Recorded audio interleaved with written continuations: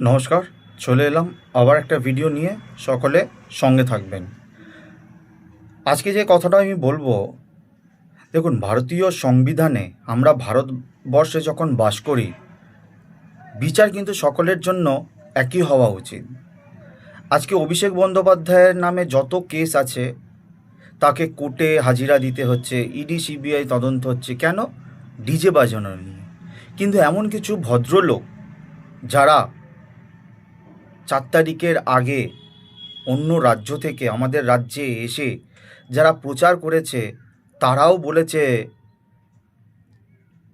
4 तारीख के बाद 5 तारीख उल्टा लटका कर फिर सीधा करेंगे। তো এই যে উল্টা লটকা কর সিধা করেঙ্গে, এটা কাকে বলছে?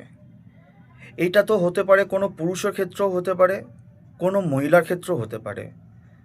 যদি পুরুষের ক্ষেত্রে হয় সেটা মাননীয়, কিন্তু যদি কোনো মহিলার ক্ষেত্রে হয় সেটা কি মাননীয়?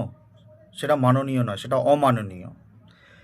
কিছু এক ভদ্রমহিলা যিনি খুব ফেমাস হয়েছিলেন, অনেক মানে অনেক কাঠ জ্বালিয়ে সে আজকে একটা বড় জায়গায় বসেছেন, তিনি বলেছেন যে মমতা বন্দ্যোপাধ্যায় চুলের মুঠি ধরে হিড়হিড় করে টেনে নিয়েছে নর্দমায় ফেলবে। একটা মহিলা যদি আরেকটা মহিলাকে সম্মান না করতে পারে, সে তার কেন্দ্রে অন্যান্য মহিলাদেরকে কিভাবে সম্মান করবে, কিভাবে সম্মান দেবে?